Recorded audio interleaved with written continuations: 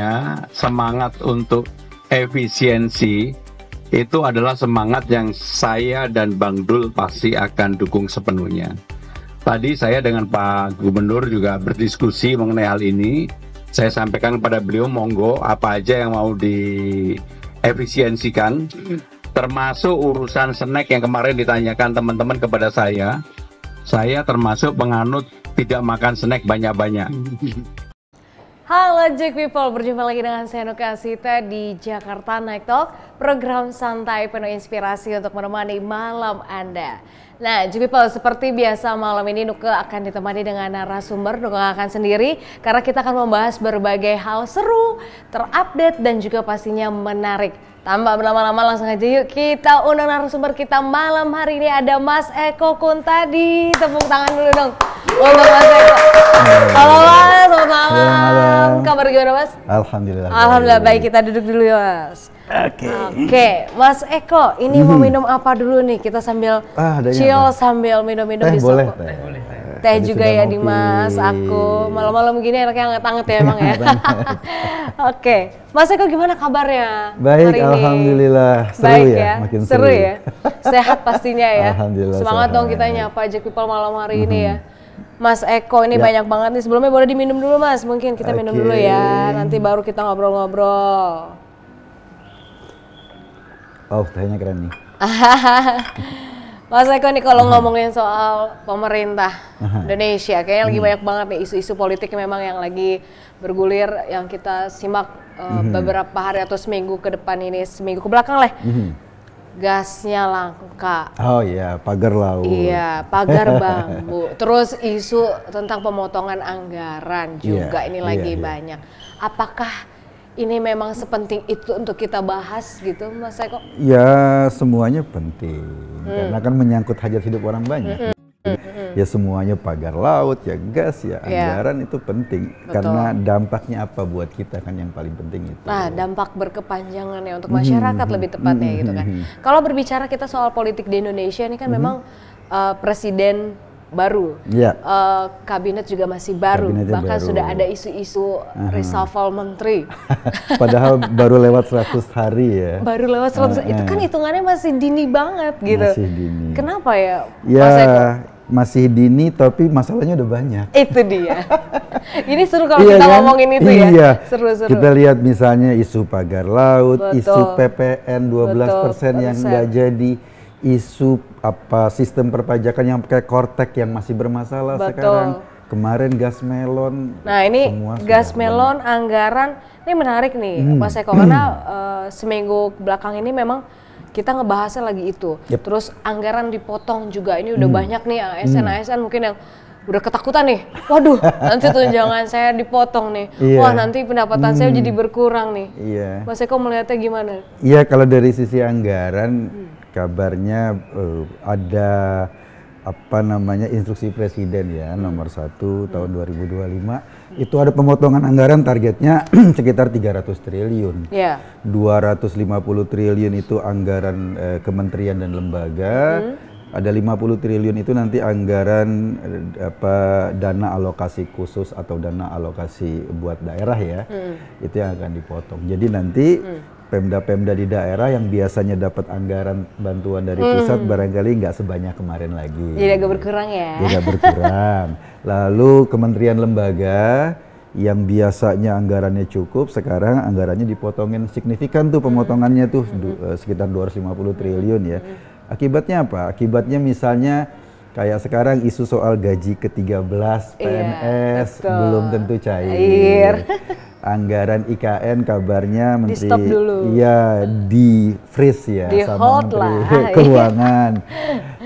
Terus anggaran PUPR dipotongnya lumayan signifikan tuh 81 triliun. Akibatnya apa ya, pasti dong akan berdampak pada kinerja PNS. Kayak sekarang misalnya banyak kantor-kantor pemerintahan yang jam 5 listriknya sudah mati. Itu. Iya, liftnya sudah nggak bisa difungsikan. Mobil antar jemputnya sudah mulai dikurangi. Betul. Terus tenaga-tenaga honorer sudah dikurangi. Jadi PHK di sektor ASN. Ini makanya yang buat mereka makin ketar-ketir karena banyak itu tadi kan, bukan hanya anggaran dari ketenaga kerjaannya juga banyak ya di swasta kerja di PHK. Nah ini gimana Mas Eko kalau misalkan tiba-tiba di Indonesia dalam waktu dekat banyak orang nganggur, banyak pertanyaan besarnya kan, makin sulit. Pertanyaan besarnya nanti apakah target pemerintah Pak Prabowo yang menargetkan pertumbuhan ekonomi 8% apakah akan tercapai dengan style kayak gini? Ini kan jadi pertanyaan besar kan. Betul. Apakah misalnya kalau kita ngelihat pertumbuhan ekonomi itu kan mereka dampak dari misalnya konsumsi masyarakat, dampak dari investasi, dampak dari pengeluaran pemerintah, dampak dari ekspor dan dikurangi impor. Kalau konsumsi masyarakat gara-gara isu PPN 12% isunya nggak jelas, akhirnya masyarakat mau konsumsi kan jadi nahan diri kan? Jadi takut ya? Jadi takut. Ini gimana sih nih kebijakannya? Investasi. Karena misalnya kasus hukum yang seringkali kepastian hukum nggak jelas, orang takut dong untuk investasi gitu loh. Konsumsi atau katakanlah pengeluaran pemerintah sekarang lagi efisiensi. Nah itu dia. Nanti semuanya itu berdampak apakah target pertumbuhan ekonomi 8% itu bakal tercapai. Kalau dilihat dari polanya sih saya ragu ya. Ragu ya akan tercapai dengan 8%. Karena baru 100 hari lebih aja udah seperti ini huru haranya gitu. Nah kalau memang misalkan ada anggaran yang terpotong itu beneran akhirnya terrealisasi terjadi gitu. Nah nanti kalau dari kepala-kepala daerah itu gimana? Atau mengganggu nggak sih pelayanan publik akhirnya nantinya? Ya, yang akan survive adalah daerah-daerah yang punya APBD besar ya, yang punya pendapatan besar, PAD-nya besar. Itu yang survive. Yang daerah yang APBD-nya atau PAD-nya kecil ya babak belur karena mereka selama ini mengandalkan bantuan pusat. Sementara bantuan pusatnya dipotong. Dikurangi. Ya kayak misalnya daerah kayak Jakarta, ya pasti akan lebih survive. Ya karena sudah. Iya, atau kota-kota satelitnya. Kota global kita ya, kota satelitnya kayak Bekasi, mungkin karena PAD-nya besar lebih survive. Tapi daerah-daerah di pinggiran sana yang PAD-nya kecil. Pedalaman banyak banget. Iya, makanya sekarang bupati terpilih lagi pada stres. Kirain enak kemarin terpilih jadi bupati, jadi wali kota. Iya, saya sempat dengar sih Mas Eko selentingan sebelum kemarin pilkada tuh ya kan. Wah, ini tapi nanti berat juga nih kayak kerjanya bupati karena anggaran-anggaran sudah tidak ada. Iya, apalagi mereka saya nggak tahu ya. Ketika program makan gratis kan mau tidak mau makan bergizi itu yang program pemerintah pusat mau tidak mau kan akan ada di daerahnya. Kalau mereka tidak dikoordinasikan, tidak diinformasikan, tetapi kan masyarakat melihatnya ini problem, ini pemerintah nih misalnya kalau penanganannya nggak beres, yang kena kan bupatinya.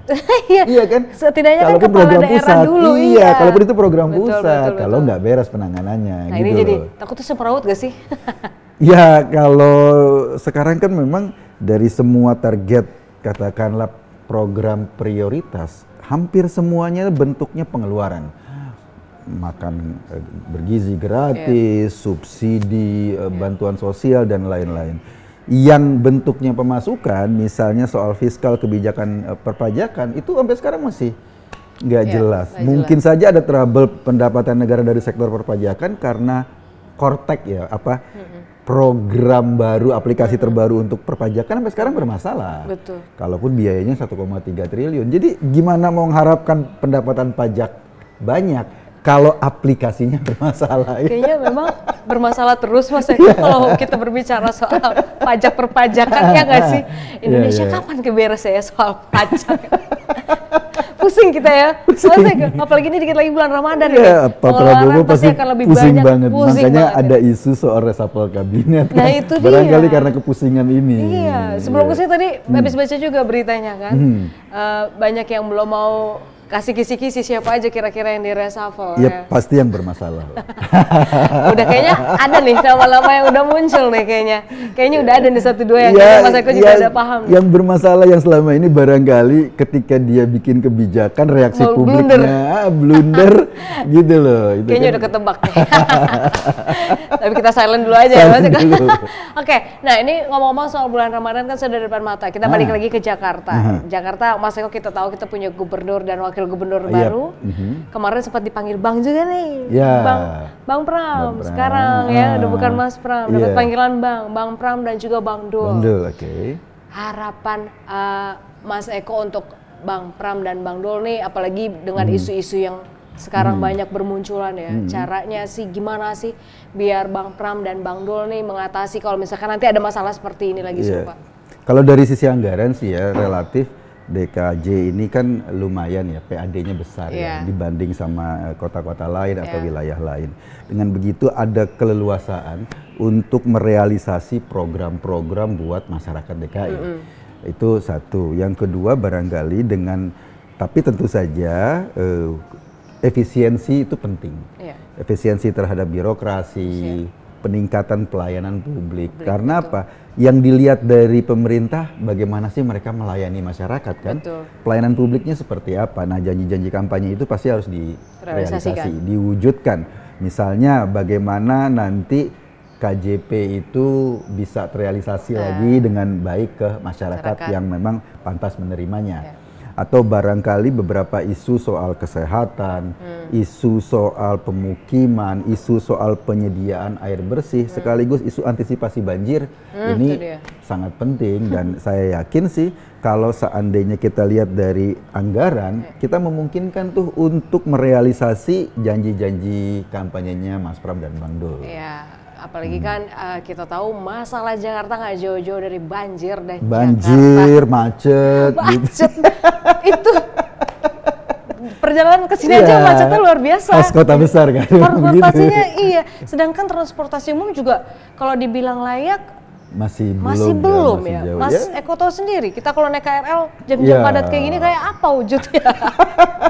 Ya kan, maksudnya ya gimana masyarakat mau beralih ke transportasi umum sebetulnya gitu nanti kan pada akhirnya kan ini kayak telur sama ayam ya. Beresin transportasinya, kita berharap kemacetannya berkurang, transportasi publik maksudnya, atau barangkali disiapkan misalnya banyak insentif bagi masyarakat yang mau gunakan transportasi publik. Katakanlah biayanya lebih murah atau mungkin gratis buat masyarakat lansia bisa gratis dan lain-lain. Kenyamanannya juga diperhatikan dulu itu. Kayak gitu. Jangan kita kayak pepes tahu nanti. Mas Eko, nih sebagai pengamat politik nih ya, apa sih yang menjadi potret gitu ya terkait untuk kebutuhan masyarakat Jakarta saat ini yang dibutuhkan sangat-sangat prioritas lah nantinya yang harus disiapkan oleh Mas Pram dan juga Bang Dul. Sebetulnya tantangan pertama ya ketika nanti pelantikan di tengah-tengah Februari ya, tengah-tengah bulan ini kan ada pelantikan. Tantangan pertama kan kita langsung memasuki Ramadan. Itu dia. Iya kan, memasuki Ramadan pasti tantangannya adalah soal sembako, soal bahan makanan, apakah harganya bisa stabil di Jakarta atau tidak. Itu tantangan pertama yang harus diantisipasi oleh gubernur baru, wakil gubernur baru. Kalau seandainya tantangan pertama bisa lewat, dan sekarang juga masuk musim hujan juga kan, ada banjir dan lain-lain. Tantangan pertama ini menurut saya penting untuk menjadi skala prioritas bagaimana penanganan tentang menghadapi Ramadan, menghadapi Lebaran. Itu yang menurut saya menjadi hal krusial di 100 hari pertama. Karena itu fokusnya itu nanti masyarakat kan. Kalau Ramadan Lebaran kan pasti soal kebutuhan pangan, kebutuhan pakaian buat Lebaran dan lain-lain itu pasti.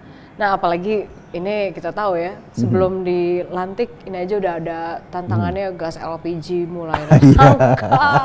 Ya kan?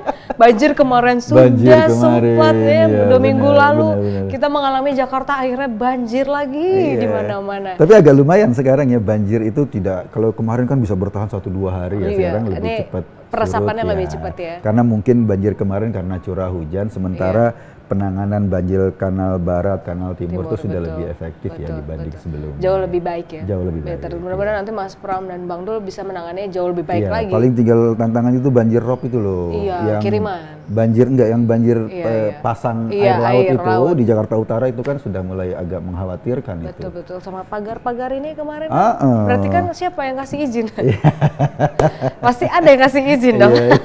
Gak mungkin sekarang pemerintah pusat tinggal siapa ya, kita nggak tahu, nggak mungkin. Iya, kita tunggu penyelesaiannya nanti kan. Iya, itu kan pasti pemerintah setempat yang bertanggung jawab. Oke, untuk kita sayang sekali ini Jack People waktunya, padahal ngomongnya kayaknya masih pengen banyak ngobrol ya sama Mas Eko, karena politik di Indonesia memang menarik untuk kita bahas ya Mas Eko ya.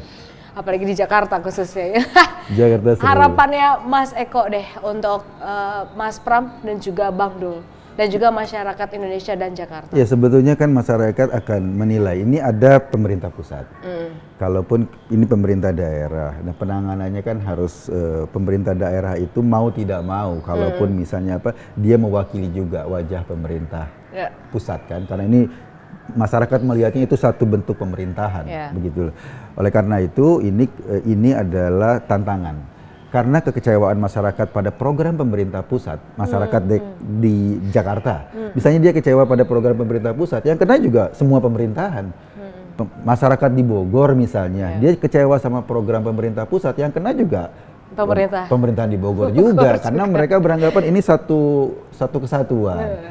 Oleh karena itu, menurut saya bagaimana tantangannya adalah mensinkronkan semuanya, program-program pemerintah pusat kemudian program-program Pemda di DKJ ini, agar apa? Agar masyarakat merasakan bahwa kehadiran pemerintah itu penting bagi peningkatan kualitas hidupnya, peningkatan kualitas layanannya.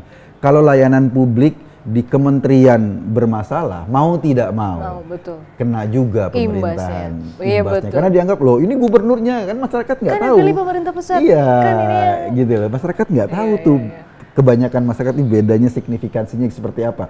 Kalaupun ini dipilih secara langsung, presidennya dipilih secara langsung, dua hal yang berbeda, tetapi dia dianggap sebagai sebuah kesatuan. Oleh karena itu, menurut saya, bagaimana tantangan yang paling signifikannya adalah wajah pelayanan publik di DKJ, di Jakarta itu harus jauh lebih baik dibanding kemarin. Misalnya soal manajemen komplain. Ya pasti kan masyarakat ini selama ini mau komplain kemana? Ketika ada masalah gotnya macet, ketika ada masalah KJP-nya nggak cair, ketika ada masalah mau ke rumah sakit. Betul. Mereka bingung. Oke, mereka punya pemerintah, ada pemerintah, ada kelurahan, ada kecamatan, tapi bagaimana mekanisme komplainnya? Terus kemudian katakanlah ada misalnya aplikasi yang komplain, apakah ada ukuran bagi dinas-dinas sehingga kinerja mereka diukur dari seberapa jauh mereka mampu mengantisipasi atau menjawab komplain publik? Misalnya dinas kebudayaan, dinas pertamanan, dinas air dan lain-lain. Ini kan pasti banyak komplain dari masyarakat, biasa dong. Kalau ini mereka melayani publik, pasti yang dilayani, oh ini kurang ini, kurang ini.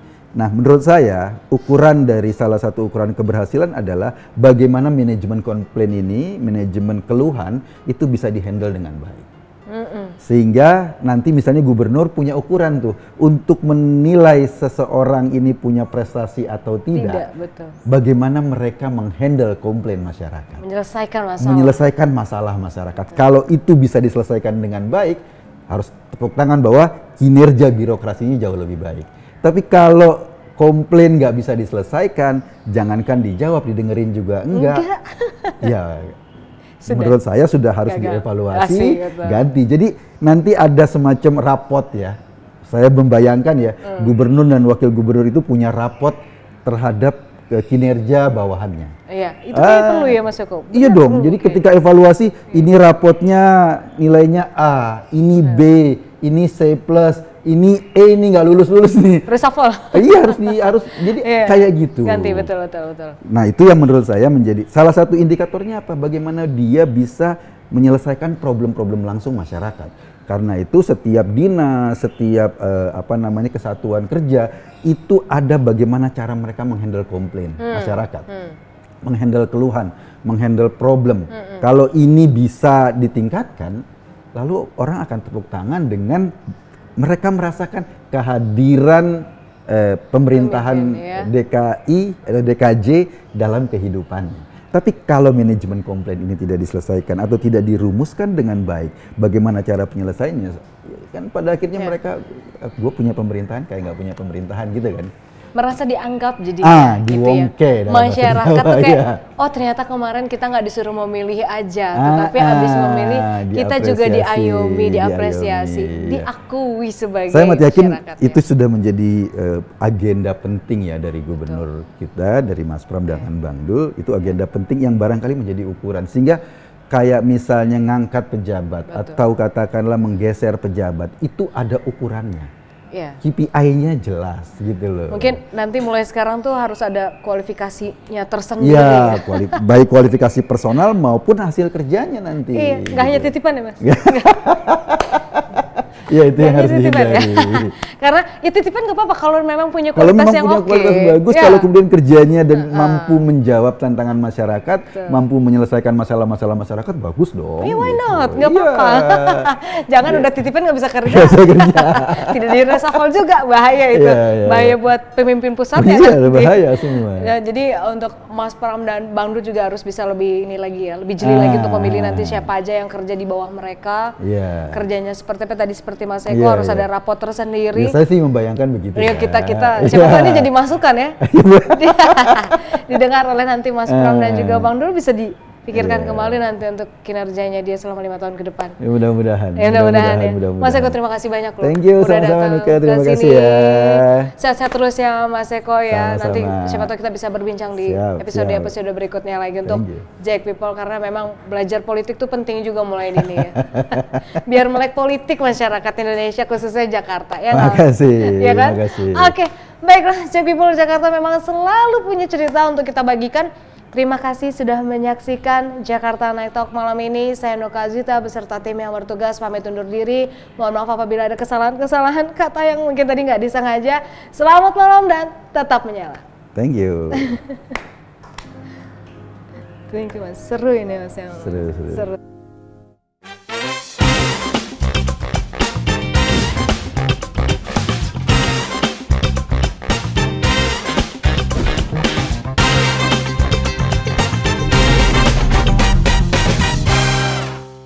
Saksikan terus Jack News untuk update informasi terkini seputar Jakarta. Dari Jakarta untuk Indonesia. Jack News dari Jakarta untuk Indonesia.